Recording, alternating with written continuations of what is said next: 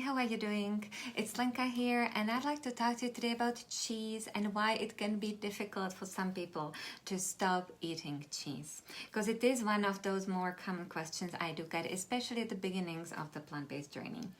So there may be a couple of reasons, okay? First, I believe is that you may lack clarity on whether cheese is a food which you really need to keep in your diet in order to be healthy. And now, honestly, I don't blame you at all, and I totally understand, because we have been all taught since childhood that dairy and cheese is something that we have to eat in order to have strong bones and thrive. But as research has shown, it's not the truth at all. On the contrary, it seems that the countries which have been eating the biggest amount of dairy, they seem to have the biggest amount of osteoporosis and bone fractures. Now, I highly recommend you to read the China study written by Dr. Colin Campbell on this subject. Hopefully it will help you clear out quite a few thoughts.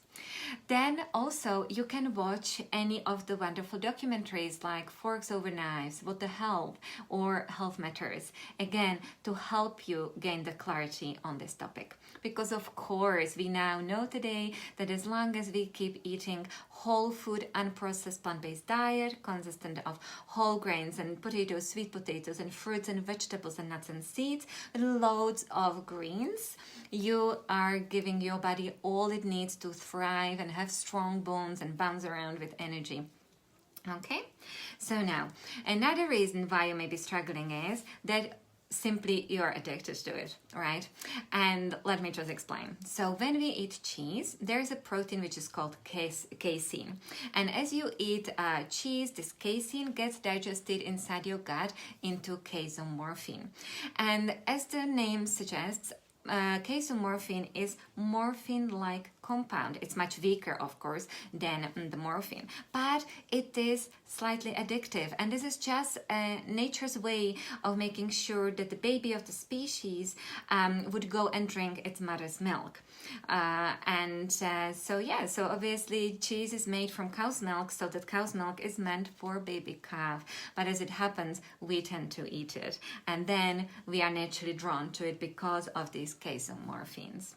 Another reason also why it's so appealing and hard to say goodbye to is because of the combinations of the flavors and the composition of the cheese, and that is that it tends to be high in saturated fat and high in salt, plus then addition of the natural occurring lactose, which is the sugar. You have fat, salt and sugar, the ideal trio to create this pleasure and hit your pleasure centers in the head so high in your brain that it's very hard to resist. On this topic, I highly recommend you to read The Cheese Trap, written by Dr. Neil Barnett. Now, so what to do?